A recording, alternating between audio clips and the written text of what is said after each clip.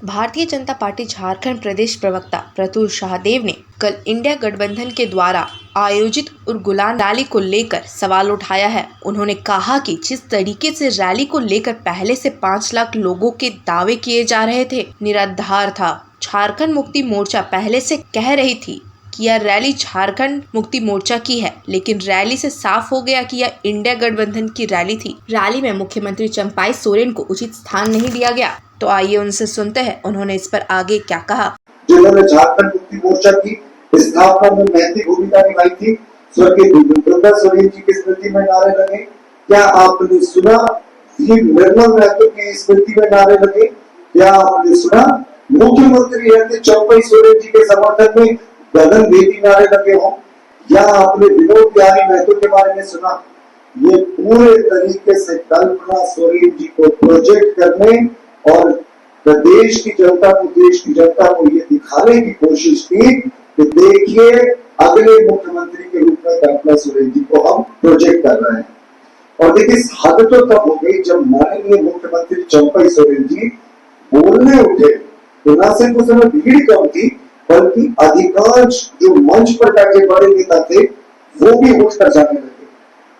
तो क्या सोरेन परिवार के महत्वपूर्ण आदिवासी नेता मुख्यमंत्री बनता है झारखंड मुक्ति मोर्चा की सरकार में, तो क्या ये अष्टांगी? इस तरह का अपमान और इस तरीके का प्रोजेक्शन आपने किया, ये आने वाले दिनों की तस्वीर साफ कर दी। अब आप देखिए संविधान बचाओ का नारा लगाया था कि जिस तरीके से इसकी ब्रांडिंग की गई थी कि उर्गुलान रैली है, ये अस्मिता की लड़ाई की रैली है, ये संविधान बचाने की रैली है, ये लोकतंत्र बचाने की रैली है, और ये तमाम बड़े बड़े तरीके से ब्रांडिंग करके इन्होंने जो नैरेटिव तय करने की कोशिश की थी, कल वो पूरा टाइम फेस हो गया। मैंने झारखंड मुक्ति मोर्चा ने कहा था साहब ये हमारी रैली है, हेमंत सोरेन जी को जेल भेजने के खिलाफ ये झारखंड मुक्ति मोर्चा की रैली है जिसमें बाकी सब अतिथि आएंगे, लेकिन ये रैली में जेल की रैली से कब इंडी गठबंधन की रैली का स्वरूप ले लिया, ये हमारी भी समस्या पर है। और कल की जो रैली थी हम मानते हैं वो सिर्फ और सिर्फ परिवार तंत्र को बढ़ाने की रैली थी, एक नेता को प्रोजेक्ट करने की रैली थी। कल जिस तरीके से सेंटर स्टेज पर कल्पना सोरेन जी बैठी रही, मुख्यमंत्री चंपाई सोरेन जी जिस समय रैली में बोलने के लिए खड़े हुए तो उनको जो मंच पे स्थान मिलना चाहिए था, जो उचित स्थान मिलना चाहिए था मुख्यमंत्री के नाते, वो उचित स्थान ना तो बैठे तरीके से उन्होंने बचाया, वो तो किसी से छिपा नहीं था। जिस तरीके की तस्वीर आई रैली की, तो उसके बाद मारपीट जो हुआ इनके समर्थकों के बीच में, तो उस अभी मैं झारखंड मुक्ति मोर्चा कांग्रेस के नेताओं को सुबह से सुन रहा था, उन्होंने कहा कि साहब ये भाजपा का कर्मकांड था, ये भाजपा प्रायोजित हंगामा था। देखिए उस रैली की जो सबसे प्रसिद्ध तस्वीर है वो ये है। इस तस्वीर में आप देखेंगे कांग्रेस के एक बड़े नेता और राष्ट्रीय जनता दल के भी चतरा के एक बड़े नेता, एक को कुर्सी से पीट रहे हैं, दूसरा लाठी से पीट रहा है। तो एक कहावत होती है ना देहात में, बेटा बेटी केकरो को रहते बैठल पकड़ो, तो इसमें भाजपा को कहा दिख रही है, लेकिन है ना कि कल इन्होंने लोकतंत्र की मर्यादा उड़ा दी। जिस तरीके से पहले दावा किया था 5 लाख 7 लाख 10 लाख पता नहीं कितने इनकी भीड़ थी, 1000 में सीमित हो गई, कुर्सियां लगानी पड़ी, लेकिन जो भीड़ नहीं थी उसमें से तो 500 लोगों ने 1 घंटे तक मारपीट की। ना तो पुलिस ने कंट्रोल करने की कोशिश की, जब कंट्रोल करने की कोशिश की तो लोग लहू में, दर्जनों लोग पारस अस्पताल में भर्ती थे, कई लोगों को पुलिस ने हिरासत में लिया, बड़े आश्चर्यजनक तरीके से उनको छोड़ दिया गया। दोनों पक्षों ने फरियाद कराया, एक दूसरे पर आरोप लगाया।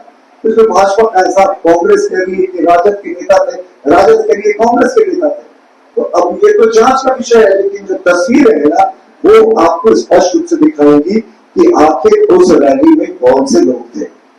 और देखिए कहते हैं कि संविधान बचाने की ये बात कर रहे थे, तो संविधान के साथ सबसे बड़ा प्रहार किसने आज तक किया है ये आप सबों को पता है।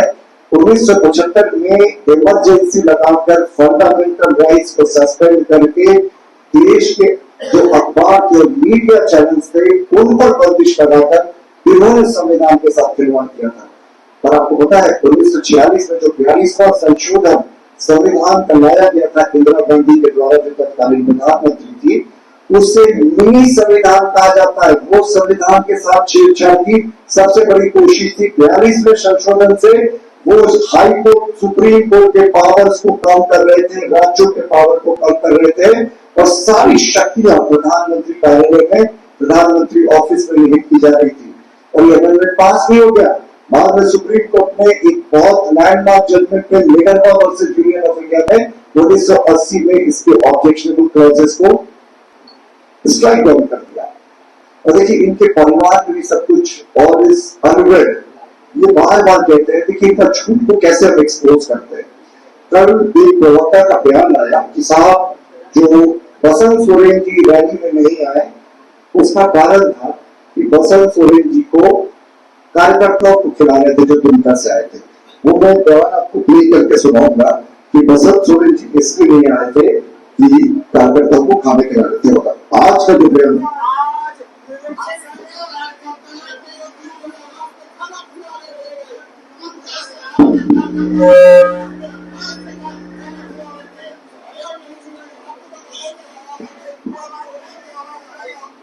आपने सुना ना, वो कह रहे थे कि दुमका से आए कार्यकर्ताओं को खाना खिला रहे थे।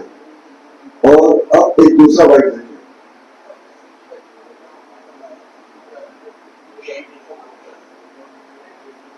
परसों तो मैदान में थे ही।